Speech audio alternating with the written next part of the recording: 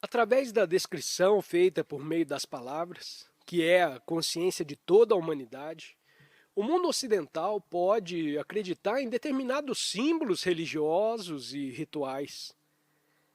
O mundo oriental faz o mesmo, mas por trás de tudo isso está o mesmo medo, a mesma busca de prazer, a mesma carga de cobiça, dor, de ser magoado e querer se sair bem. Tudo isso é comum a toda a humanidade.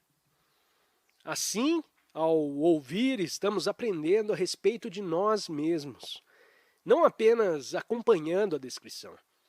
Estamos realmente aprendendo a olhar para nós mesmos e, portanto, produzindo uma liberdade total, na qual todo cérebro pode operar. Afinal, a meditação, o amor e a compaixão são operações de todo o cérebro. Quando há a operação do todo, há ordem integral. Quando há ordem integral, interior, há liberdade total. E só então que pode haver alguma coisa intemporalmente sagrada. Isso não é uma recompensa, não é algo a ser obtido. Isso, que é eternamente intemporal e sagrado, acontece apenas quando o cérebro está totalmente livre para funcionar em plenitude. O conteúdo da nossa consciência é formado por todas as atividades do pensamento. Pode o conteúdo ser sempre livre, de modo a haver uma dimensão totalmente diferente? Assim vamos observar todo o movimento do prazer. Não há apenas prazer biológico, incluindo o sexual.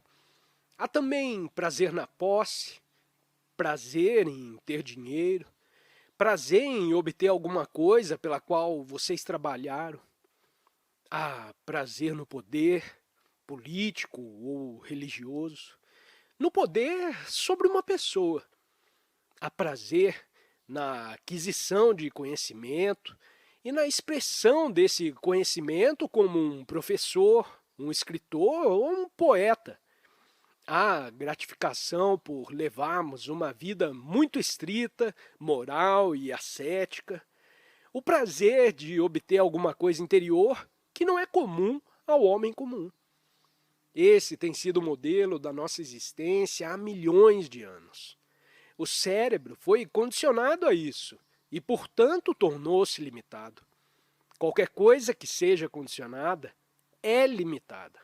E, portanto, o cérebro, quando está perseguindo as diversas formas do prazer, torna-se inevitavelmente pequeno, limitado e estreito. E, provavelmente, realizando isso inconscientemente, procuramos diferentes formas de entretenimento. O alívio através do sexo, por meio de diferentes espécies de realização. Por favor, observem isso em vocês mesmos, em sua própria atividade na vida cotidiana. Se vocês observarem, verão que o nosso cérebro está ocupado todo dia com uma coisa ou outra, tagarelando, falando interminavelmente, como uma máquina que nunca para.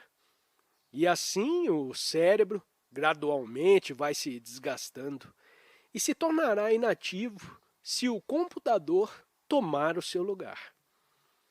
Assim, por que os seres humanos estão presos a essa busca perpétua de prazer? Por quê? Será porque são completamente sós? Estarão eles fugindo desse sentido de isolamento? Será porque foram desde a infância condicionados a isso? Será porque o pensamento cria a imagem do prazer e depois a busca? Será o pensamento a fonte do prazer? Por exemplo, tivemos uma espécie de prazer ao comer uma comida muito gostosa, ou o prazer sexual, ou o prazer de sermos lisonjeados, e o cérebro registra esse prazer. Os incidentes que produziram o prazer foram registrados no cérebro. E a lembrança desses incidentes de ontem ou da semana passada é o movimento do pensamento. O pensamento é o movimento do prazer. O cérebro registrou incidentes agradáveis e excitantes que vale a pena lembrar.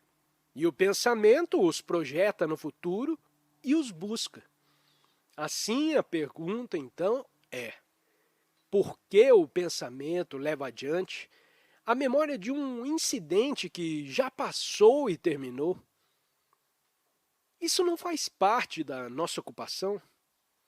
Um homem que quer dinheiro, poder, posição, está perpetuamente ocupado com isso. Talvez o cérebro esteja assim ocupado com a lembrança de algo da semana passada, que deu um grande prazer e que é mantido no cérebro, que o pensamento projeta como prazer futuro e o busca. A repetição do prazer é o movimento do pensamento e, portanto, limitado. Por conseguinte, o cérebro nunca pode funcionar inteiramente, só pode funcionar parcialmente. Agora a questão seguinte que se apresenta é: se esse é o modelo do pensamento, como pode o pensamento ser detido? Ou melhor, como pode o cérebro parar de registrar o incidente de ontem que proporcionou o prazer? Essa é uma pergunta óbvia, mas por que a fazemos? Por quê? Será porque queremos fugir do movimento do prazer e essa mesma fuga já é outra forma de prazer? Mas se vocês perceberem o fato de que o incidente que proporcionou grande deleite, prazer, excitação, acabou, que não é mais uma coisa viva, mas algo que aconteceu há uma semana. Foi uma coisa viva, então, mas não é mais agora. Você não pode dar cabo dele, terminá-lo, não levá-lo adiante. A questão não é como terminá-lo ou como detê-lo, é apenas ver concretamente como o cérebro, como o pensamento está operando. Se estivermos cônscios disso, então o próprio pensamento acabará. O registro do prazer está acabado e terminado.